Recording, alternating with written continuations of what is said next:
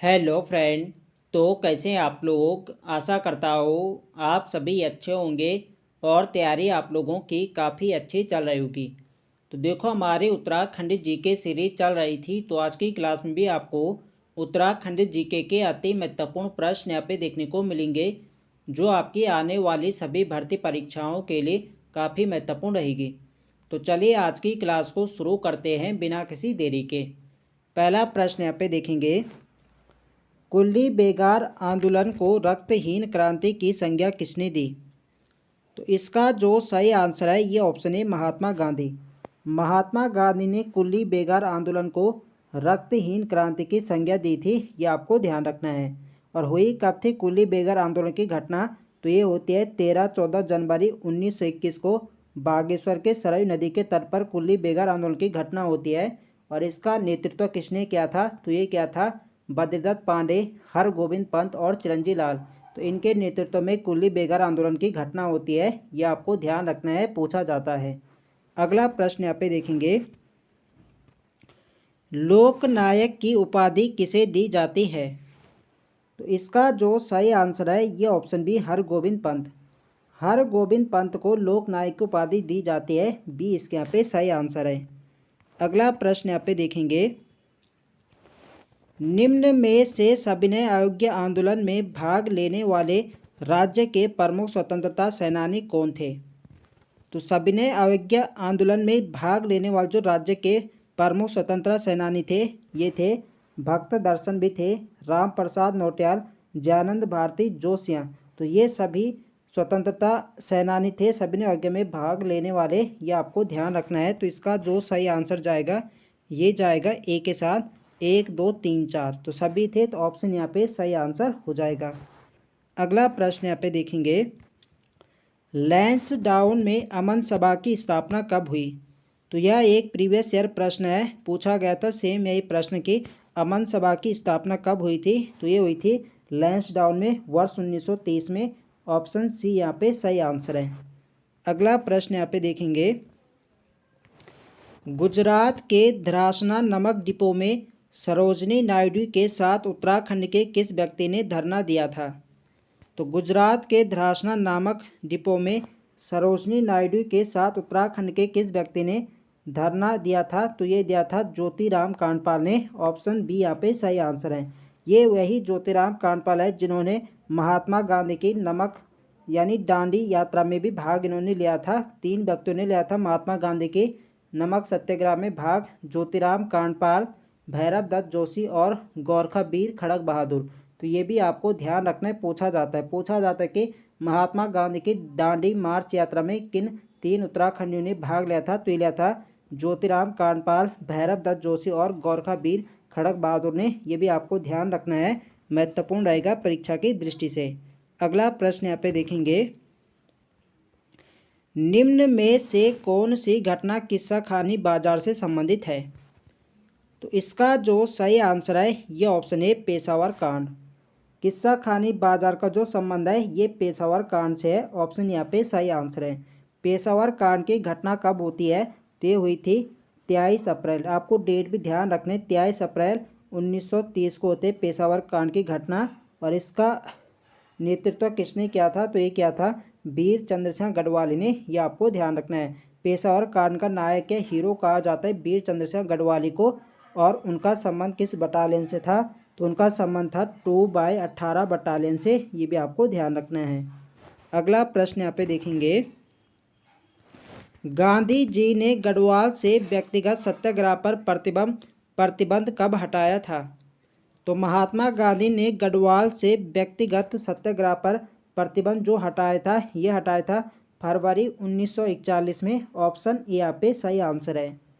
अगला प्रश्न यहाँ पे देखेंगे, निम्न में से आंदोलन को रक्तहीन क्रांति की संज्ञा दी गई है।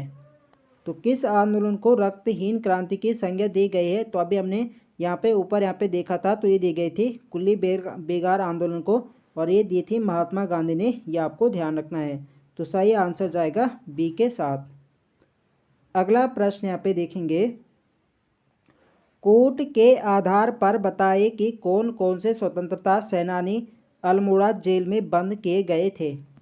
तो यहाँ पे आप लोग ऑप्शन देख सकते हैं बताने कि कौन कौन स्वतंत्रता सेनानी अल्मोड़ा जेल में बंद किए गए थे। तो अल्मोड़ा जेल में बंद किए गए थे पंडित जवाहरलाल नेहरू, हरगोविंद पंत और विक्टर मोहन जोशी, गोविंद बल्लभ पंत। तो ये सभी अल्मोड़ा जेल में बंद हुए थे। तो इसका सही आंसर जो जाएगा ये जाएगा ए के साथ 1 2 3 4। तो ये इसके यहाँ पे सही आंसर हो जाएगा। अगला प्रश्न यहाँ पे देखेंगे, किस वर्ष अंग्रेज यात्री पिलग्रिम को अल्मोड़ा से सोमेश्वर के बीच कुल्ली नहीं मिले? तो इसका जो सही आंसर है ये ऑप्शन बी 1844। 1844 में अंग्रेज यात्री पिलग्रिम को अल्मोड़ा से सोमेश्वर के बीच कुल्ली नहीं मिले थे, ये आपको ध्यान रखना है। अगला प्रश्न यहाँ पे देखेंगे, 1903 ईस्वी में लॉर्ड कर्जन से कुल्ली बेगार एवं जंगलात के संबंध में किसने चर्चा की थी?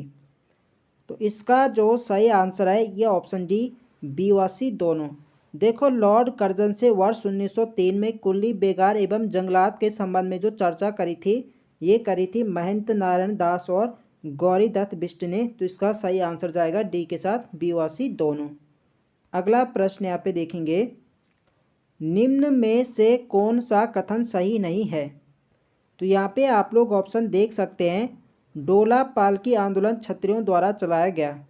देखो, यहाँ क्षत्रियों नहीं बल्कि किसके द्वारा चलाया गया था? ये दलितों के द्वारा चलाया गया था। पर तो यहाँ पे क्या पहले यहाँ पे क्या सही नहीं है। कनकटा बैल आंदोलन भ्रष्टाचार के खिलाफ था। तो बिल्कुल सही है, जो कनकटा बैल आंदोलन होता है भ्रष्टाचार के खिलाफ था, ये यहाँ पे बिल्कुल सही है। और टिहरी प्रजा मंडल की स्थापना वर्ष 1939 में होती है, ये भी बिल्कुल सही है। और टिहरी का भारत में विलय वर्ष 1949 ईस्वी में होता है, ये भी यहाँ पे क्या बिल्कुल सही है। तो पहला यहाँ पे गलत दे रखा है, तो पहला इसके यहाँ पे सही आंसर हो जाएगा। अगला प्रश्न यहाँ पे देखेंगे, हेनरी रैमजे ने 1857 में किन्हें कुल्ली कार्य में लगाया था? तो 1857 में हेनरी रैमजे ने किन्हें कुल्ली कार्य में लगाया था? तो ये लगाया था इसने जेल के कैदियों को। इसका सही आंसर है ऑप्शन बी। अगला प्रश्न यहाँ पे देखेंगे, उत्तराखंड में बेगार अथवा कुल्ली बेगार आंदोलन के संदर्भ में कौन सा सुमेलित नहीं है? तो यहाँ पे आप लोग ऑप्शन देख सकते हैं। देखो, यह प्रश्न सही से यहाँ पे प्रिंट नहीं हो रखा है, तो इसको हम यहाँ पे स्किप करते हैं। अगला प्रश्न यहाँ पे देख लेते हैं। अगला प्रश्न है हमारा, जनवरी 1921 में बागेश्वर में सरयू तट पर कुल्ली बेगार ना देने की शपथ किसके नेतृत्व में ली गई? देखो, मैंने आपको बताया था जो कुल्ली बेगार आंदोलन होता है ये 13-14 जनवरी 1921 को बागेश्वर में सरयू नदी के तट पर होता है। और जितने भी बेगार से संबंधित रजिस्टर थे ये इन्होंने इसी सरयू नदी पे बहा दिए गए थे और यहाँ पे शपथ ली गई थी कि इसके बाद हम क्या है बेगार यहाँ पे नहीं करेंगे। तो ये किसके नेतृत्व में सफल रहा था कुल्ली बेगार आंदोलन? तो ये रहा था बद्रीदत्त पांडे, चिरंजी लाल और हरगोविंद पंत। तो इसका जो सही आंसर जाएगा डी के साथ उपयुक्त सभी। अगला प्रश्न यहाँ पे देखेंगे, नमक सत्याग्रह के दौरान अल्मोड़ा नगर पालिका पर तिरंगा फहराने वाली महिलाएं कौन थी? तो नमक सत्याग्रह के दौरान अल्मोड़ा नगर पालिका पर जो तिरंगा फहराया था ये फहराया था कुंती वर्मा, जीवंती मंगला, रेवती। तो इसका जो सही आंसर जाएगा ये जाएगा बी के साथ 1 2 3। बी यहाँ पे सही आंसर हो जाएगा। अगला प्रश्न यहाँ पे देखेंगे, 1922 में देहरादून से प्रकाशित अभय पत्रिका का संपादन किसने किया? तो 1922 में देहरादून से अभय पत्रिका का जो संपादन किया था ये क्या था? स्वामी विचारानंद सरस्वती ने। ऑप्शन ए यहाँ पे सही आंसर है। अगला प्रश्न यहाँ पे देखेंगे, कुमाऊं में प्रथम गिरफ्तारी के रूप में मोहन श्याम मेहता को कब गिरफ्तार किया गया? तो जो कुमाऊं से यहाँ पे प्रथम गिरफ्तार यहाँ पे हुए थे ये हुए थे मोहन श्याम मेहता। और ये कब गिरफ्तार किए गए थे? ये किए गए थे मार्च 1921 में। ऑप्शन यहाँ पे सही आंसर है। तो पूछा जाता है कि स्वतंत्रता आंदोलन में जेल जाने वाले प्रथम व्यक्ति कौन थे? तो ये मोहन श्याम मेहता थे, ये आपको ध्यान रखना है। और इनका संबंध किस जनपद से? तो इनका संबंध है बागेश्वर जनपद से, ये भी आपको ध्यान रखना है। अगला प्रश्न यहाँ पे देखेंगे, यदि पहली महिला पूछी जाए कि स्वतंत्रता आंदोलन में जेल जाने वाली प्रथम महिला कौन थी? तो प्रथम महिला थी बिश्नी देवी शाह, ये भी आपको ध्यान रखना है। महत्वपूर्ण रहेगा एग्जाम की दृष्टि से। कूर्मांचल केसरी किसे कहा जाता है? तो कूर्मांचल केसरी जो कहा जाता है ये कहा जाता है बद्रदत्त पांडे को। तो इसका सही आंसर जाएगा बी.डी. पांडे। अगला प्रश्न यहाँ पे देखेंगे, गढ़ केसरी के नाम से कौन प्रसिद्ध है? तो अभी हमने देखा जो कुमाऊं केसरी के नाम से जाना जाता है वो जाना जाता है बद्रदत्त पांडे, और गढ़ केसरिया गढ़वाल केसरी के नाम से जाना जाता है अनुसुईया प्रसाद बहुगुणा को। ऑप्शन बी यहाँ पे सही आंसर है। अगला प्रश्न यहाँ पे देखेंगे, देघाट गोलीकांड 18 अगस्त 1942 में कौन शहीद हुए? तो देघाट आंदोलन या देघाट जो गोलीकांड हुआ था ये होता है 18 अगस्त 1942 को, और इसमें जो शहीद हुए थे ये हुए थे हीरामणि और हरि कृष्ण। तो इसका सही आंसर जाएगा पहला और दूसरा। तो पहला और दूसरा किस में है? यह सी में, सी इसके यहाँ पे सही आंसर हो जाएगा। देखो फ्रेंड्स, वीडियो पसंद आ रही तो फ्रेंड्स वीडियो को लाइक करें, शेयर करें, और जो लोग चैनल पर नए हैं चैनल को सब्सक्राइब करें। अगला प्रश्न है हमारा, भारत माता का सच्चा सपूत किसे कहा जाता है? तो भारत माता का सच्चा सपूत ये कहा जाता है राम सिंह धोनी को। ऑप्शन यहाँ पे सही आंसर है। अगला प्रश्न यहाँ पे देखेंगे, गांधी जी से संबंधित किन कथनों में से सही विकल्प चुने? तो सही विकल्प यहाँ पे चुनना है 1915 में हरिद्वार कुंभ की यात्रा। तो 1915 में हरिद्वार कुंभ मेले में आए थे, बिल्कुल यहाँ पे सही है। 1916 में देहरादून की यात्रा इन्होंने करी थी, ये भी बिल्कुल सही है। और पुनः ये हरिद्वार वर्ष 1927 में आते हैं, ये भी सही है। और 1929 प्रथम कुमाऊं की इन्होंने यात्रा करी थी, तो ये भी बिल्कुल सही, जून 1929 में आए थे कुमाऊं, तो ये भी क्या सही है। तो सभी सही है, तो इसका सही आंसर जाएगा उपयुक्त सभी, डी यहाँ पे हो जाएगा। अगला प्रश्न यहाँ पे देखेंगे, वीर चंद्र सिंह गढ़वाली ने निहत्थे अफगान सैनिकों पर गोली चलाने से इनकार किया था। तो इन्होंने इनकार किया था 23 अप्रैल 1930 को, जिसे हम पेशावर कांड की घटना के नाम से जाना जाता है। तो यहाँ पे क्या पहला यहाँ पे हो जाएगा। और इनका संबंध किस बटालियन से था? बटालियन पूछा जाता है कि वीर चंद्र सिंह गढ़वाली का संबंध कौन सी बटालियन से था? इनका संबंध था 2/18 बटालियन से। ये भी आपको ध्यान रखना है, इम्पोर्टेंट रहेगा। अगला यहाँ पे देख लेते हैं, खुदाई खिदमतगार या लाल कुर्ती सेना का गठन किसने किया था? तो इसका गठन किया था खान अब्दुल गफ्फार खान ने। ऑप्शन बी यहाँ पे सही आंसर है।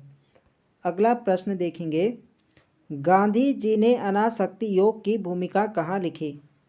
तो गांधी जी जब कुमाऊं की यात्रा पर आए थे जून 1929 में, तो उसी दौरान इन्होंने कौसानी बागेश्वर में अनासक्ति योग की भूमिका लिखी थी।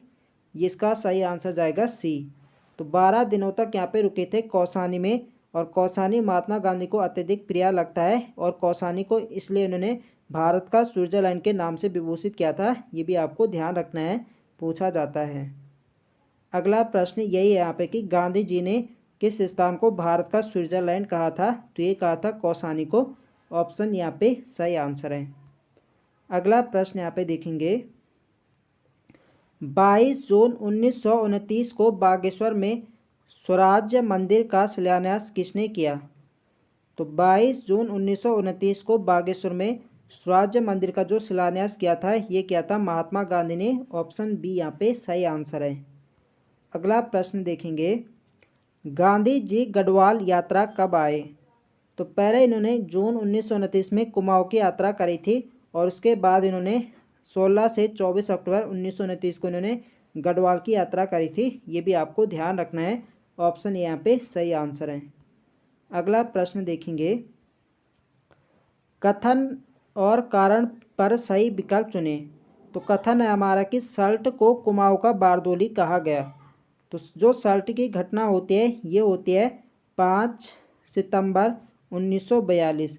तो इस घटना को कहा था महात्मा गांधी ने इसे कुमाऊं का बारदोली कहा था, और 1929 में यहाँ किसान आंदोलन हुआ। तो देखो पहला तो कथन यहाँ पे सही है, लेकिन कथन के कारण क्या है? गलत है। तो इसका सही आंसर क्या होगा? ये होगा ऑप्शन ए सही है, लेकिन आर क्या है? गलत है। तो सल्ट की घटना भी आपको ध्यान रखना है, पूछा जाए कि सल्ट की घटना कब हुई थी? तो ये होती है 5 सितंबर 1942 को। अगला प्रश्न देखेंगे, ब्रिटिश अधिकारियों का निःशुल्क सामान ढोने की प्रथा को क्या कहा जाता था? तो निःशुल्क सामान ढोने की प्रथा को कहा जाता था कुल्ली बेगार आंदोलन। इसका सही आंसर होगा ऑप्शन बी। अगला प्रश्न देखेंगे। तो आज के लिए यहाँ पे इतने ही प्रश्न हैं। तो आई होप आप सभी को वीडियो पसंद आए तो फ्रेंड्स वीडियो को लाइक करें, शेयर करें और जो लोग चैनल पर नए हैं चैनल को सब्सक्राइब करें। मिलते हैं नेक्स्ट वीडियो में, तब तक के लिए जय हिंद दोस्तों।